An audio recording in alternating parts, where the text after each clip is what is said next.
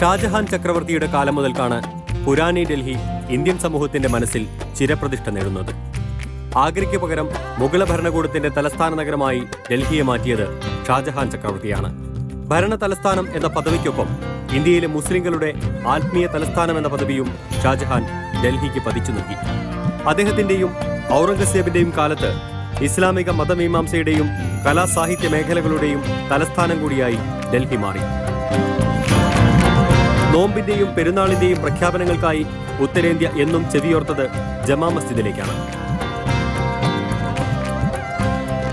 ഇസ്ലാമിക ലോകത്തെ എന്നത്തെയും വിഖ്യാത പണ്ഡിതന്മാരിൽ ഒരാളായ ഇമാം ബുഖാരിയുടെ കുടുംബത്തെ ഇന്നത്തെ ഉസ്ബെക്കിസ്ഥാനിലെ ബുഹാറയിൽ നിന്നും ഷാജഹാൻ ചക്രവർത്തി ഇന്ത്യയിലെത്തിച്ചു.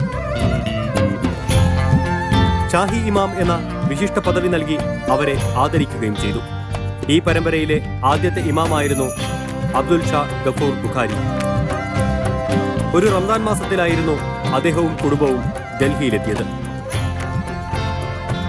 അക്കൊല്ലത്തെ ചെറിയ പെരുന്നാൾ ദിവസമായിരുന്നു ഇന്ന് 3.5 പതിറ്റാണ്ട് പിന്നിടുന്ന ജമാ മസ്ജിദിന്റെ ഉദ്ഘാടനം.